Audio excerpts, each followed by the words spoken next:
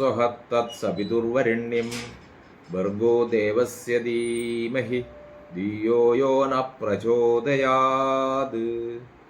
ഓം ശാന്തി ശാന്തി ശാന്തി. യദാ യദാ he ധർമ്മസ്യ ഗ്ലാനിർഭവതി ഭാരത അഭ്യുത്ഥാനമധർമ്മസ്യ തഥാത്മാനം സൃജാമ്യഹം.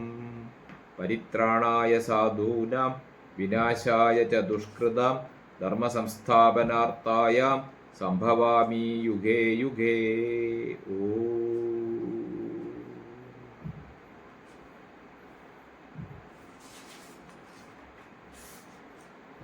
ശ്രീ മഹാഗണപതിക്ക് വന്ദനം. സരസ്വതീ ദേവിക്കും ശ്രീ ഗുരുമഹാരാജനും പരദേവതക്കും ശ്രീ സീതാരാമചന്ദ്രനും വന്ദനം. പരമ്പൊരുളാം സദ്ഗുരു ശ്രീ സായീശ്വരൻ്റെ തൃപ്പാദങ്ങളിൽ പ്രേമഭക്തിപൂർവം അടിയൻ്റെ പ്രണാമം.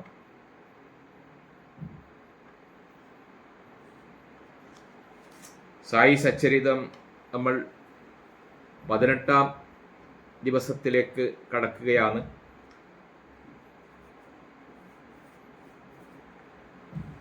നമ്മൾ സായി മഹിമ എന്ന അധ്യായം 10ാമത്തെ അധ്യായമാണ് ഇപ്പോൾ പറഞ്ഞുകൊണ്ടേയിരിക്കുന്നത്.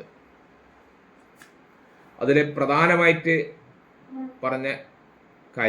ഇന്നലെ പറഞ്ഞ കാര്യം മാനവകുലത്തെ രക്ഷിക്കുവാനായി മനുഷ്യരൂപം പൂണ്ടുവന്ന എപ്പോഴും ബ്രഹ്മവുമായി ഏകീഭവിച്ചു നിൽക്കുന്ന സായീശ്വരനെ സദാ സ്മരിക്കൂ. മാനവകുലത്തെ രക്ഷിക്കുവാനാണ് സായീശ്വരൻ വന്നത്. മനുഷ്യരൂപം പൂണ്ടിട്ട് ഞാൻ ബ്രഹ്മമാണ്, ബ്രഹ്മത്തിൽ ഏകീഭവിച്ചു നിൽക്കുന്ന സായീശ്വരനെ, അഹം ബ്രഹ്മാസ്മി, ഞാൻ ബ്രഹ്മമാകുന്നു, ആയൊരു നിലയിലാണ് നമ്മളൊക്കെ എത്തിപ്പെടേണ്ടത്. നമുക്കിപ്പോൾ ശരീര ചിന്തയാണ് കൂടുതലുള്ളത്. ഞാൻ ബ്രഹ്മമാണ് എന്ന ചിന്തയിലേക്കാണ് നമ്മൾ എത്തേണ്ടത്. അങ്ങനെ ബ്രഹ്മവുമായി സദാ ഏകീഭവിച്ചു നിൽക്കുന്ന സായീശ്വരനെ സദാ സ്മരിക്കൂ. ആ സ്മരണ നിത്യാനന്ദം നൽകുന്നതാണ്. നമ്മളെ മനസ്സിൽ എപ്പോഴും സായീശ്വരനെ ഓർമ്മിക്കുക. ആ സ്മരണ നിത്യാനന്ദം, നമുക്ക് ആനന്ദം നൽകുന്നതാണ്. ജനനമരണ ചക്രത്തിൽ നിന്നും രക്ഷ നേടാൻ സായി സ്മരണം മാത്രം മതി. സായിയിൽ ദൃഢമായി വിശ്വാസമുണ്ടായാൽ ആ വിശ്വാസം നിങ്ങൾക്ക് എല്ലാം നേടിത്തരും. നമുക്ക് മനുഷ്യജന്മം കൊണ്ട് നേടേണ്ട പ്രധാനപ്പെട്ടത് എന്താണ് എന്ന് ചോദിച്ചാൽ ലൗകികമായ സുഖ സൗകര്യങ്ങൾ നേടിത്തരും എന്നുള്ള രൂപത്തിലല്ല. നമുക്ക് ആത്മസാക്ഷാത്കാരം ലഭിക്കലാണ്. ആത്മസാക്ഷാത്കാരം ലഭിക്കുക എന്നുള്ളതാണ് മനുഷ്യജീവിതത്തിന്റെ പ്രധാനമായ കാര്യം. ആ ആത്മസാക്ഷാത്കാരത്തിന് ഉതകുന്നതാണ് നമ്മുടെ ജീവിതം. അതാണ് നമുക്ക് ലഭിക്കാൻ പോകുന്ന എന്താണ് എന്ന് ചോദിച്ചാൽ അതിൽ നമുക്ക് ലഭിക്കുന്നത് അതാണ് ആത്മസാക്ഷാത്കാരം.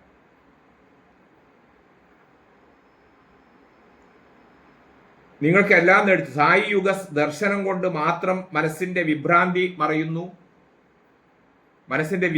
മറയുന്നു, വിഷയാഭിലാഷങ്ങൾ ഒടുങ്ങുന്നു, പ്രാരബ്ധങ്ങൾ ദഹിക്കുന്നു. സായി സ്മരണ കൊണ്ട് നമുക്ക് കിട്ടുന്ന നേട്ടങ്ങൾ എന്തെല്ലാമാണ്? മനസ്സിന്റെ വിഭ്രാന്തി മറയും, വിഷയാഭിലാഷങ്ങൾ ഒടുങ്ങും. ലൗകിക സുഖത്തിന് വേണ്ടിയുള്ള നമ്മളെ പരക്കപ്പാച്ചിൽ, ലൗകിക സുഖമല്ല ഈ ജീവിതത്തിന്റെ ലക്ഷ്യം എന്ന ഇതിൽ നമുക്ക് എത്തിച്ചേരാൻ സാധിക്കും. പ്രാരബ്ധങ്ങൾ ദഹിക്കും. നമ്മൾ പ്രാരബ്ധങ്ങൾ ഉണ്ടെങ്കിലാണ്, പ്രാരബ്ധങ്ങൾ കെട്ടടങ്ങിയാലാണ് പുനരഭി ജനനം, പുനരഭി മരണം, ജനനം മരണം എന്ന അതിൽ നിന്ന് നമുക്ക് രക്ഷ നേടേണ്ടെങ്കിൽ പ്രാരബ്ധങ്ങൾ ഒടുങ്ങണം. അപ്പൊ ഈശ്വര ചിന്ത നമ്മൾ മുറുകെ പിടിച്ചാൽ അത് ആത്മസാക്ഷാത്കാരത്തിന് ഉതകും. ലൗകികമായിട്ടുള്ള ചിന്തകൾ കുറഞ്ഞു കുറഞ്ഞു വരും. പ്രാരബ്ധങ്ങൾ ദഹിക്കും. ആന്തരികമായി സായീശ്വരൻ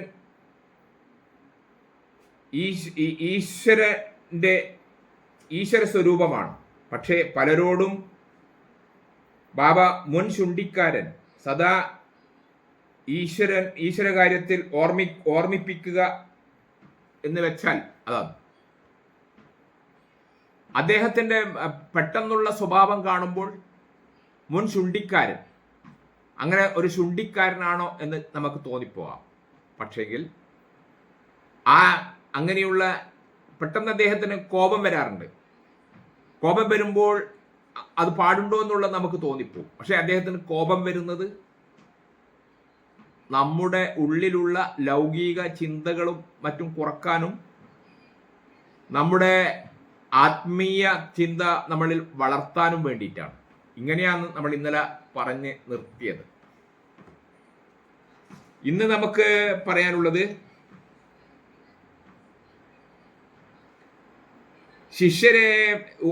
ശിഷ്യരെ ലഭിക്കാനായി വീടുതോറും കയറിയിറങ്ങി മന്ത്രമോതുന്ന ഗുരുക്കന്മാരുണ്ട്. ശിഷ്യന്മാരുണ്ടാക്കാൻ വേണ്ടി വീടുകൾ തോറും കയറിയിറങ്ങി മന്ത്രം പറഞ്ഞു കൊടുക്കുന്ന അവരുടെ ഉപദേശം ഗംഭീരം. പക്ഷെ അവർ തങ്ങൾ പറയുന്നതൊന്നും സ്വയം ആചരിക്കുന്നില്ല. എന്താണോ പറയുന്നത് അത് നമ്മൾ പ്രാവർത്തികമാക്കണ്ടേ, നമ്മുടെ ജീവിതത്തിൽ അത് പ്രാവർത്തികമാക്കണ്ടേ.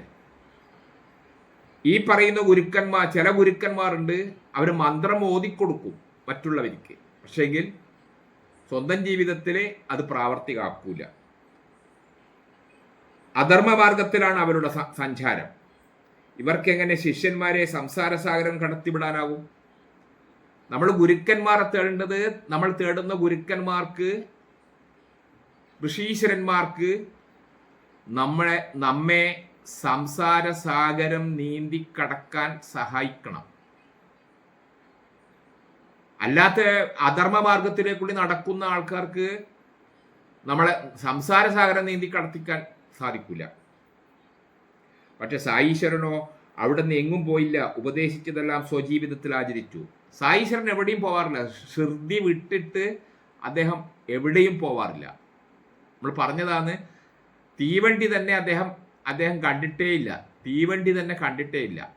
പക്ഷെ തീവണ്ടിയുടെ സമയം അദ്ദേഹത്തിന് കൃത്യമായിട്ട് പറഞ്ഞു കൊടുക്കാൻ സാധിക്കും. ശ്രുതി വിട്ടിട്ട് അദ്ദേഹം എവിടെയും പോയിട്ടില്ല. അദ്ദേഹം പറഞ്ഞതെല്ലാം സ്വന്തം ജീവിതത്തിൽ പകർത്തി കാണിച്ചു കൊടുക്കും. സ്വന്തം ജീവിതത്തിൽ പകർത്തി കാണിച്ചു കൊടുക്കുന്നതേ മറ്റുള്ളവർ സ്വീകരിക്കുകയുള്ളൂ.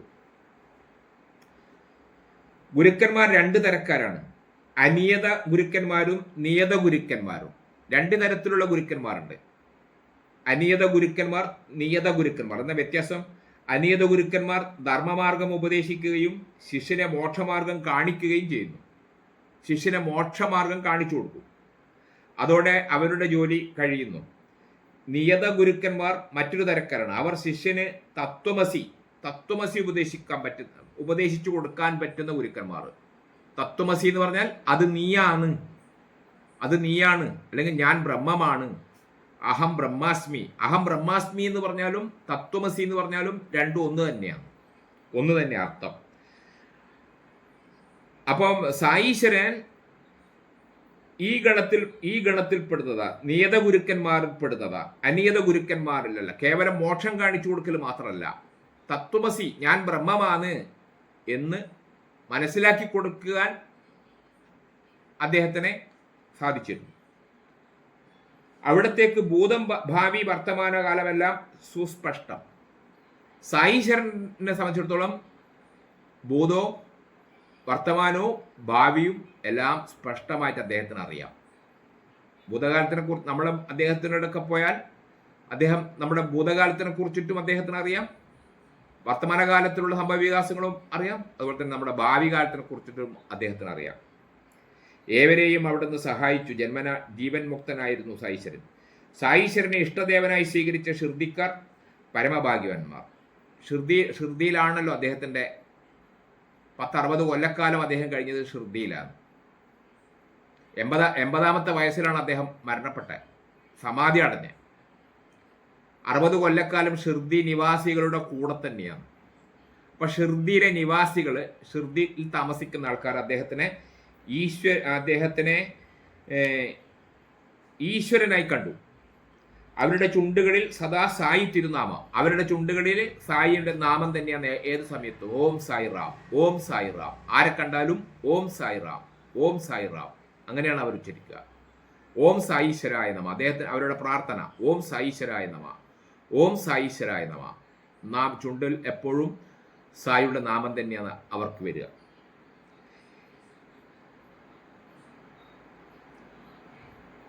ബാബയൊഴിഞ്ഞ് ഈശ്വരനെയും അവർ ഭജിച്ചില്ല. അവരുടെ ചുണ്ടുകളിൽ സദാ സായി തിരുനാമം. അവരുടെ പ്രേമ ആർദ്ര ഭക്തി അതിമധുരതരമായിരുന്നു. സായിയെ അറിയണമെങ്കിൽ നമ്മിൽ അഹങ്കാരവും മോഹവും ഇല്ലാതാവണം.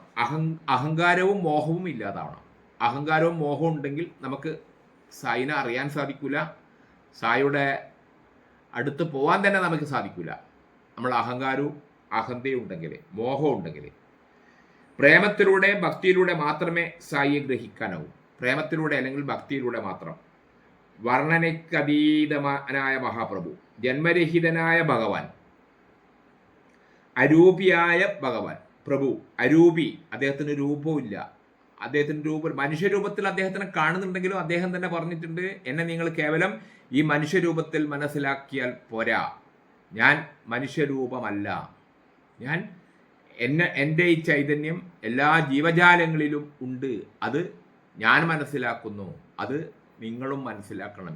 രൂപം, പേര് എന്തെങ്കിലും ആയിക്കോട്ടെ, നാമം എന്തെങ്കിലും ആയിക്കോട്ടെ, കേവലം നാമത്തിൽ അല്ല, ശരീരത്തിൻ്റെ പേരാണത്. നമുക്കൊരു പേരുണ്ടെങ്കിൽ നമ്മൾ ഏത് പേരിലാണോ അറിയപ്പെടുന്നത്, അത് നമ്മുടെ ശരീരത്തിന് കൊടുത്ത പേര്. ആത്മാവിന് അങ്ങനെ പേരൊന്നുമില്ല. ആത്മാവിന് ആർക്കും പേരിടാൻ സാധിക്കില്ല. അത് അരൂപിയാണ്, അതിന് രൂപമില്ല, വർണ്ണനക്ക് അതീതമാണ്, ജന്മരഹിതനാണ്. ആത്മാവ് ജനിക്കുന്നുമില്ല, മരിക്കുന്നുമില്ല. ഈ ശരീരം നിശ്ചിത കാലം കഴിഞ്ഞാൽ ശരീരത്തിൻ്റെ ആത്മാവ് എത്ര കാലമാണോ ആ ശരീരത്തിൽ ഇരിക്കുന്ന ആത്മാവ് ആ ശരീരം വിട്ടുപോയാൽ ആ ശരീരം പിന്നെ അതിൻ്റെ കഴിഞ്ഞു. അതിനെക്കൊണ്ട് പിന്നെ ഒന്നും കഴിയില്ല. അത് പിന്നെ ഭസ്മമാക്കി കളയും ശരീരത്തിനെ.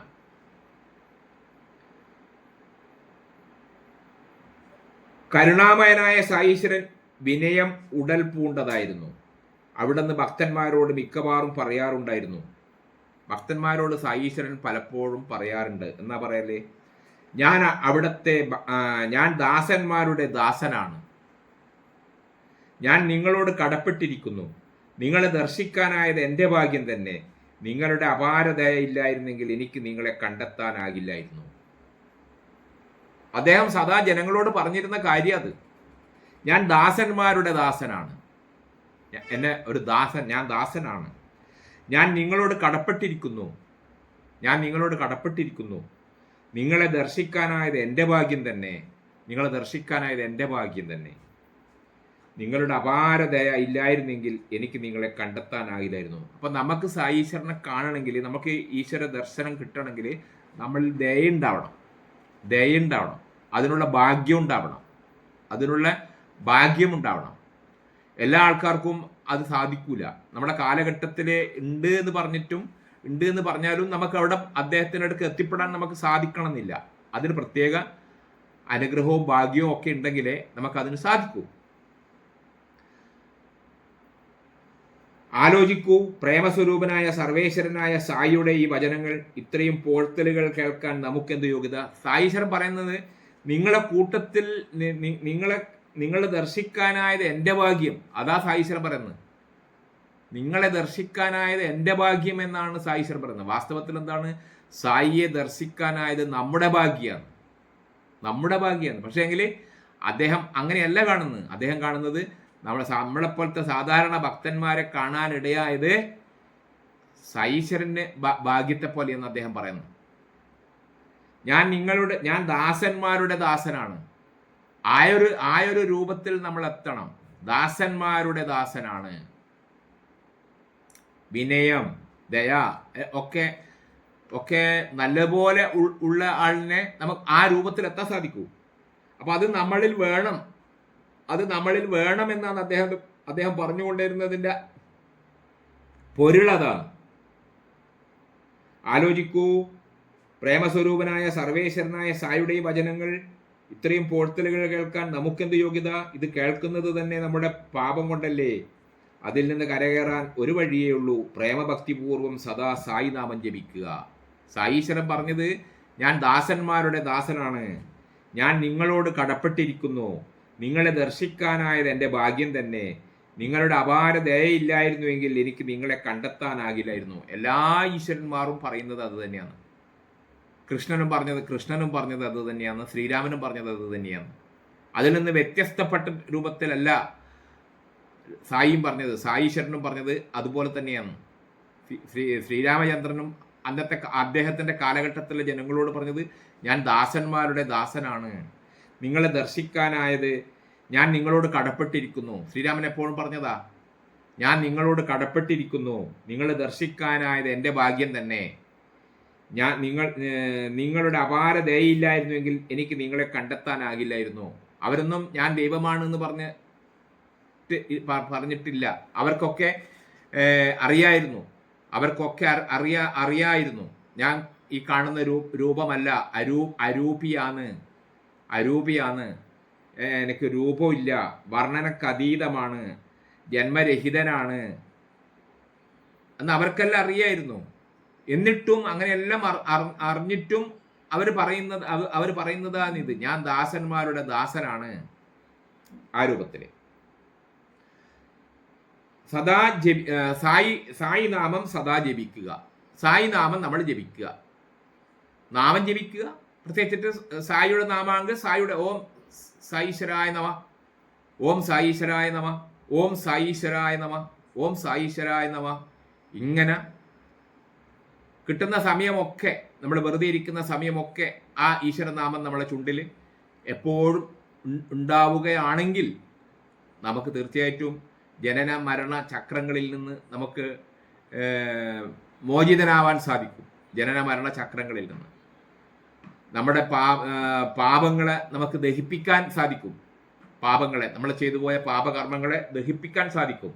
നമ്മൾ സായീശ്വരൻ്റെ നാമം എപ്പോഴും ചൊല്ലുകയാണെങ്കിൽ എല്ലാ ദോഷങ്ങളും അങ്ങനെ ദൂരീകരിക്കാം. നമ്മളിലുള്ള അറിഞ്ഞോ അറിയാതെയോ വന്നു പോയിട്ടുള്ള എല്ലാ ദോഷങ്ങളും ദൂരീകരിക്കാം. വിഷയമോഹങ്ങൾ കണിക പോലും ഇല്ലാത്ത സായിയെ ആർക്ക് എന്ത് കൊടുത്ത് സന്തോഷിപ്പിക്കാനാവും? ഒരു ലൗകിക ജീവിതത്തിനോട് ഒരു താല്പര്യമില്ലാത്ത ആളാണ് സായീശ്വരൻ. അപ്പം ലൗകിക ജീവിതത്തിൽ താല്പര്യമില്ലാത്ത ആൾക്ക് നമ്മൾക്ക് എന്തെങ്കിലും വസ്തുക്കൾ കൊടുത്ത് സന്തോഷിപ്പിക്കാൻ സാധിക്കുക? വസ്തുക്കൾ കൊടുത്ത് സന്തോഷിപ്പിക്കാൻ സാധിക്കുന്നത് ലൗകിക ജീവിതത്തിൽ താല്പര്യമുള്ള ആൾക്കാർക്കാണ്. ലൗകിക ജീവിതത്തിൽ താല്പര്യമില്ലാത്ത ആളെ സംബന്ധിച്ചിടത്തോളം നമുക്കൊന്നും അവർക്ക് കൊടുത്തിട്ട് അവരെ സംതൃപ്തിയാക്കാൻ പറ്റില്ല. നമ്മൾ എന്ത് ചെയ്യണം? അവരെ പോലെ തന്നെ ആവാൻ വേണ്ടിയിട്ട് ശ്രമിക്കുക. കാണുന്നു, കേൾക്കുന്നു, തൊടുന്നു എന്നല്ലാതെ അവിടെ നിന്ന് ഒന്നിനെയും ആഗ്രഹിച്ചിട്ടില്ല, അനുഭവിച്ചിട്ടില്ല. അദ്ദേഹം ഒന്നും ആഗ്രഹിച്ചിട്ടില്ല. ബ്രഹ്മചര്യത്തിൻ്റെ കാര്യം അതിലും മഹത്തരം. അക്കാര്യം പറയാൻ ഒരുങ്ങുമ്പോൾ ശ്രീ ഹനുമാനാണ് സ്മരണയിൽ. ബ്രഹ്മചര്യത്തിൻ്റെ കാര്യം പറയുമ്പോൾ നമുക്ക് എപ്പോഴും ഓർമ്മ വരുന്ന രൂപം ഹനുമാൻ്റെതാണ്. ആഞ്ജനേയൻ കൗപീനവുമായി ജനിച്ചു എന്ന് പുരാണം. കൗപീനധാരിയായി 2 പേരെ മാരുതിയെ കണ്ടിട്ടുള്ളൂ, അമ്മയും ശ്രീരാമദേവനും. കൗപീനധാരിയായി ഹനുമാനെ കണ്ടത് 2 വ്യക്തികൾ മാത്രമാണ്. ഒന്ന് ഹനുമാന്റെ അമ്മയും അതുപോലെ തന്നെ ശ്രീരാമദേവനും. അമ്മ പോലും ഇவ்விധമാണ് കണ്ടിട്ടുള്ളതെങ്കിൽ ശ്രീ ഹനുമാന്റെ ബ്രഹ്മചര്യം എംവിധമെന്ന് ഊഹിക്കാവുന്നതേ ഉള്ളൂ. അങ്ങനെ തന്നെ ബാബയുടേതും. ശ്രീ ഹനുമാനെ പോലെ തന്നെ ആണ് ബാബയുടെ ജന്മവും. സായിനാഥൻ തന്നെ അഭയം പ്രാപിച്ചവർക്ക് യന്ത്രമോ മന്ത്രമോ കഠിന സാധനങ്ങളോ ഉപദേശിച്ചില്ല. തന്നെ അഭയം പ്രാപിച്ച ആൾക്കാർക്ക്, അദ്ദേഹത്തിനെ കാണാൻ വരുന്ന ആൾക്കാർക്ക് അദ്ദേഹം എന്തെങ്കിലും യന്ത്രമോ മന്ത്രമോ കഠിന സാധനങ്ങളോ ഉപദേശിച്ചില്ല. പക്ഷെ അവിടെ നിന്ന് ഓരോ നിമിഷവും ജീവിച്ചു തീർത്തത് ഭക്തജനങ്ങൾക്കായി മാത്രം. ഒരു മന്ത്രവും അദ്ദേഹം ആൾക്കാരോട് ചൊല്ലാൻ വേണ്ടി ആവശ്യപ്പെട്ടിരുന്നില്ല. ഗുരുവിൻ്റെ മഹിമകൾ കേൾക്കുക, പറയുക, കഴിയും വിധം സേവ ചെയ്യുക, ഗുരുവിനെ കീർത്തിക്കുക. ഗുരുവിൻ്റെ മഹിമകൾ കേൾക്കുക, സായീശ്വരൻ്റെ മഹിമകൾ കേൾക്കുക, ശ്രീകൃഷ്ണൻ്റെ മഹിമകൾ കേൾക്കുക, ശ്രീരാമൻ്റെ മഹിമകൾ കേൾക്കുക, കഴിയും വിധം സേവ ചെയ്യുക. ചെയ്യാൻ പറ്റുന്ന സേവനം എന്താ വെച്ചാൽ ചെയ്യുക. ഗുരുവിനെ കീർത്തിക്കുക, ഈശ്വരൻ്റെ മഹിമകൾ മറ്റുള്ളവരോട് പറയുക. ഋഷിചരിതങ്ങൾ കഴിയുന്നത്ര കേൾക്കുക. ഇങ്ങനെയുള്ള ചരിതങ്ങൾ കേൾക്കുക. ഭാഗവതം കേൾക്കുക, രാമായണം കേൾക്കുക, ഭാഗവതം വായിക്കുക, രാമായണം വായിക്കുക. അതുപോലെ തന്നെ സായി സച്ചരിതം ഇതേപോലത്തെ ഗ്രന്ഥങ്ങൾ വായിക്കുക. അത് മറ്റുള്ളവർക്ക് പറഞ്ഞു കൊടുക്കുക. ഇതൊന്നു മാത്രം മതി സംസാര സാഗരം താണ്ടാൻ. വിഷയസുഖങ്ങളുടെ കെണിയിൽ നിന്നും രക്ഷ നേടൂ. യുക്തിവാദവും തർക്കങ്ങളും കളയുക. സായി സായി സായി എന്ന് നിരന്തരം ജപിക്കുക. വെറുതെ ഇരിക്കുമ്പോൾ നമ്മളെ നാമല് എപ്പോഴും കുറച്ച് ദിവസം പ്രാക്ടീസ് ചെയ്ത് കഴിഞ്ഞാൽ, പരിശീലിച്ച് കഴിഞ്ഞാൽ നമുക്കത് പ്രാവർത്തികമാക്കാൻ സാധിക്കും. കുറച്ച് ദിവസം നമ്മൾ ഓർമ്മിച്ചിട്ട് ഓം സായി ഈശ്വരായ നമ, അല്ലെങ്കിൽ സായി അല്ലെങ്കിൽ ഓം സായി ഈശ്വരായ നമ, ഓം സായി ഈശ്വരായ നമ എന്ന് കുറച്ച് ദിവസം ഏത് ഈശ്വരൻ്റെ നാമമാണോ നമ്മളെപ്പോഴും ചൊല്ലുന്നത്, അത് കുറച്ച് ദിവസം പ്രാക്ടീസ് ആയാൽ, ഒരു 21 ദിവസം നമ്മളത് അരുതിക്കുട്ടി പ്രാക്ടീസ് ചെയ്ത് കഴിഞ്ഞാൽ പിന്നെ നമുക്ക് ഓട്ടോമാറ്റിക്കലായിട്ട് നമ്മളെ നാവിൻ തുമ്പിൽ എപ്പോഴും ഈശ്വരനാമം മാത്രമേ ഉണ്ടാവൂ. അതിനുവേണ്ടി ശ്രമിക്കണമെന്നാണ് സച്ചരിതം പറയുന്നത്. ഇത് സായീശ്വരൻ്റെ അമൃതമൊഴികളാണ്. അതുകൊണ്ട് തന്നെ അമൂല്യവും ഏത് വിധേനയും ദുർജന സംസർഗം ഒഴിവാക്കുക. മോശമായ കൂട്ടുകെട്ട് എങ്ങനെയാലും ഒഴിവാക്കുക തന്നെ വേണം. സഞ്ജന സംസർഗം അനായസേന മുക്തിയാവും. ദുർജന സംസർഗം ഒഴിവാക്കുക, സജ്ജന സംസർഗം ഉണ്ടാക്കിയെടുക്കുക. ആത്മീയോന്നതിക്കായി വിഷയവിരക്തി നേടണം. വിശുദ്ധരുമായി കൂട്ടുകൂടാൻ വ്യഗ്രത വേണം. വിശുദ്ധാത്മാക്കളുമായിട്ട് കൂട്ടുകൂടാനുള്ള താല്പര്യം ഉണ്ടാക്കിയെടുക്കണം. എങ്കിലേ ഈശ്വരനെ ലഭിക്കൂ. ഈശ്വരനെ ലഭിക്കാൻ വേണ്ടിയിട്ട് നമ്മൾ ചെയ്യേണ്ട കാര്യങ്ങളാണ് പറയുന്നത്.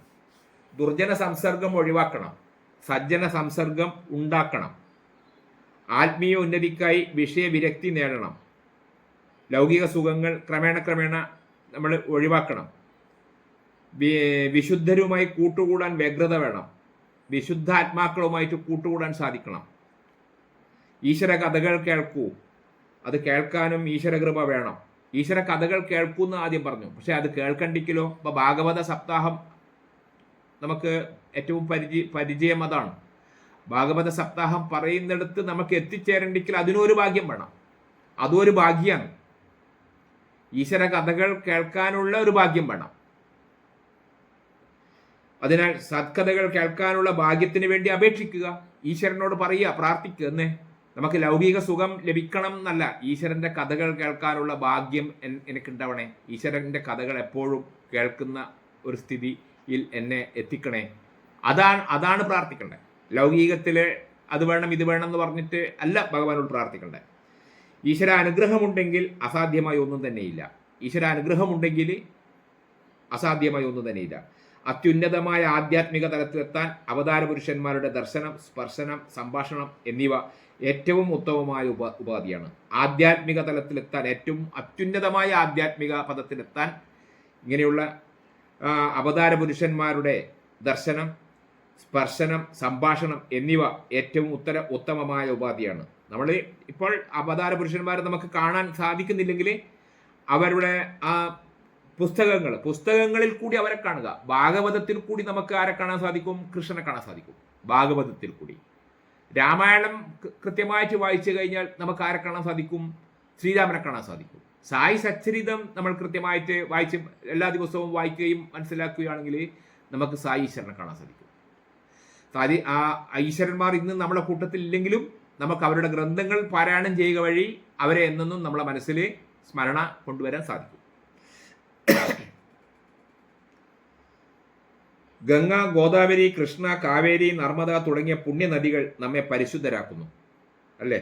ഈ പുണ്യനദികളാവട്ടെ ഋഷീശ്വരന്മാരുടെ പാദസ്പർശത്താൽ പവിത്രയാകാൻ ആഗ്രഹിക്കുകയാണ്. എത്രയോ ജന്മങ്ങളിലെ ജപതപങ്ങളാണ് നമുക്ക് സായി ദർശനം ലഭിച്ചത്. ആ കാലഘട്ടത്തിലെ ആൾക്കാർക്ക് സായിനെ ദർശിക്കാൻ സാധിച്ചത് എത്രയോ ജന്മങ്ങളിലെ ജപത്തിൻ്റെയും തപസ്സിൻ്റെയും ഫലമായിട്ടാണ്. നമുക്കിപ്പോൾ സായീശ്വരനെ കുറിച്ച് മനസ്സിലാക്കാനുള്ള ഒരു അവസരം നമുക്ക് കിട്ടുന്നത് നമ്മളെ ജപത്തിൻ്റെയും നമ്മളെ തപസ്സിൻ്റെയും ഫലമായിട്ടാണ്. നമുക്ക് ഭാഗവതം വായിക്കാനും ഭാഗവത സപ്താഹം കേൾക്കാനും നമുക്കൊക്കെ സാധിക്കുന്നത് നമ്മളെ ജപത്തിൻ്റെയും തപസ്സിൻ്റെയും ഇതിലാണ്. അപ്പൊ ജപവും തപസ്സും എപ്പോഴും പ്രധാനമാണ് നമ്മൾ മനസ്സിലാക്കുക. ഞാൻ സായീശ്വരന്റെ മെതിയടിയാകുന്നു. ആ തൃപ്പാദത്തിനടിയിൽ ഞാൻ സുരക്ഷിതനാണ്. ഞാൻ സദാ സായിക്കഥകൾ പറഞ്ഞുകൊണ്ടേയിരിക്കും. അതെന്റെ ആനന്ദം വർദ്ധിപ്പിക്കുന്നു. ഈശ്വരന്റെ കഥകൾ പറയുമ്പോൾ നമ്മുടെ ആനന്ദം വർദ്ധിക്കുന്നു എന്ന് നമുക്ക് മനസ്സിലാവും. ഈശ്വര കഥകൾ നമുക്ക് മറ്റുള്ളവരോട് പറഞ്ഞു കൊടുക്കുമ്പോൾ നമ്മുടെ ആനന്ദം വർദ്ധിക്കുന്നു.